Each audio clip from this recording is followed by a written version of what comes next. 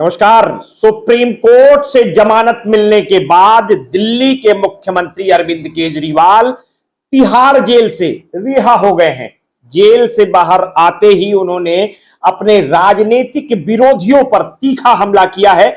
बिना नाम लिए भारतीय जनता पार्टी को निशाना बनाते हुए कहा कि उन्हें जेल में डालकर उनका हौसला तोड़ने की कोशिश की गई, लेकिन इससे उनका साहस और ताकत 100 गुना बढ़ गई है। केजरीवाल ने भगवान और देश भर के लाखों समर्थकों की दुआओं को अपनी ताकत का स्रोत बताया और कहा है कि अब वो पहले से भी ज्यादा मजबूती के साथ देश की सेवा करेंगे।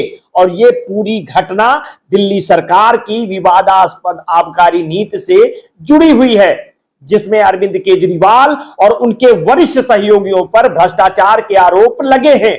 इस नीति के तहत शराब कारोबारियों को निजी हाथों में सौंपा गया था और आरोप लगे थे कि इससे कुछ कारोबारियों को अनुचित लाभ पहुंचाया गया।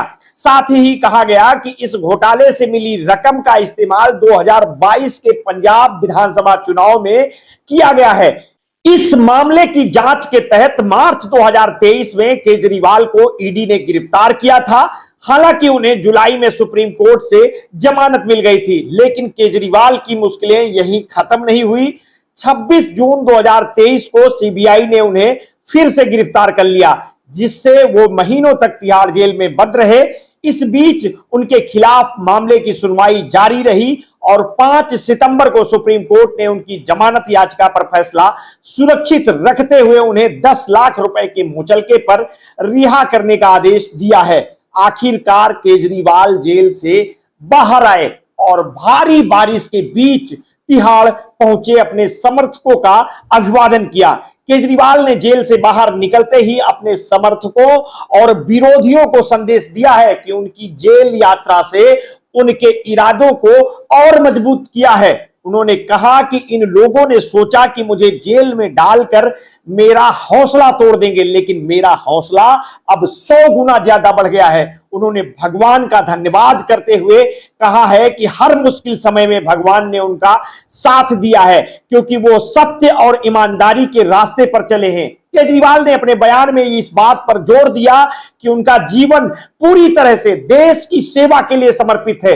यह मामला दिल्ली सरकार की मार्च 2021 में लाई गई नई आबकारी नीति से जुड़ा है, जिसके तहत शराब की सरकारी दुकानों को बंद कर निजी ठेकेदारों को लाइसेंस दिए गए और शराब पीने की न्यूनतम उम्र 25 से घटकर 21 साल कर दी गई।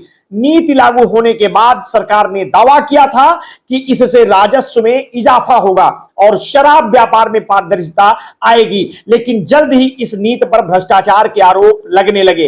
विपक्ष ने कहा कि लाइसेंस धारकों को अनुचित लाभ पहुंचाया गया, जिससे उन्हें करोड़ों रुपए का मुनाफा हुआ है। विवाद बढ़ने पर जुलाई 2022 में केजरीवाल सरकार ने इस नीति को रद्द कर पुरानी नीति को फिर से लागू कर दिया, लेकिन इस बीच आरोपों की जांच सिलसिले में ईडी और सीबीआई ने कई गिरफ्तारियां की, जिनमें आपके वरिष्ठ नेता मनीष सिसोदिया और राज्यसभा सांसद संजय सिंह भी शामिल रहे हैं। मनीष सिसोदिया जो 530 दिनों तक जेल में रहे हैं, हाल ही में जमानत पर रिहा हुए हैं। इस मामले ने केजरीवाल सरकार को गहरे विवाद में धकेल दिया और उनकी स्वच्छ छवि पर सवाल खड़े कर दिए। अरविंद केजरीवाल के जेल में रहने और फिर बाहर आने को उनके समर्थक एक राजनीतिक षड्यंत्र के रूप में देख रहे हैं, जबकि उनके विरोधियों के लिए यह भ्रष्टाचार के खिलाफ एक बड़ी जीत बताई है। जेल से बाहर आने के बाद केजरीवाल ने न सिर्फ अपने हौसले के मजबूती का दावा किया, बल्कि यह भी कहा है कि पहले से ज्यादा ताकत के साथ अपने विरोधियों के खिलाफ लड़ाई लड़ेंगे। उनका इशारा बीजेपी की तरफ था, जिन्हें वो अपने खिलाफ साजिश रचने के लिए जिम्मेदार ठहराते हैं। केजरीवाल ने अपने बयान में देश को कमजोर करने वाली राष्ट्र विरोधी ताकतों के खिलाफ अपनी लड़ाई जारी रखने का संकल्प भी दोहराया। उन्होंने कहा है कि देश के विकास को रोकने और इसे विभाजित करने वाली शक्तियों के खिलाफ वो जीवन भर संघर्ष करते रहेंगे। अरविंद केजरीवाल की ये पूरी कहानी एक ऐसे नेता की है जो राजनीति में आने के बाद लगातार विवादों और चुनौतियों का सामना कर रहे हैं। आईआईटी ग्रेजुएट और पूर्व सिविल सर्विस अधिकारी से लेकर मुख्यमंत्री बनने तक का उनका सफर संघर्षों और उतार चढ़ाव से भरा रहा है, लेकिन उन्होंने हर बार खुद को राजनीति के धुरंधरों के बीच एक मजबूत नेता के रूप में स्थापित किया। उनके समर्थकों के लिए यह घटना उनकी संघर्षशील छवि को और भी मजबूत करती है, जबकि उनके विरोधी इसे भ्रष्टाचार के खिलाफ एक अहम कदम के रूप में देखते हैं। अब जब अरविंद केजरीवाल जेल से बाहर आ गए हैं तो उनकी आगे की राजनीति और इस पूरे मामले की कानूनी जटिलताओं पर सभी की नजरें टिकी हुई हैं। समय बताएगा कि यह लड़ाई किस दिशा में जाती है, लेकिन केजरीवाल ने तो यह साफ कर दिया है कि वो किसी भी सूरत में अपने मिशन से पीछे हटने वाले नहीं हैं। आप इस पूरे प्रकरण को किस तरह से देखते हैं? अपनी टिप्पणी हमें वीडियो के कमेंट बॉक्स में अवश्य दीजिए।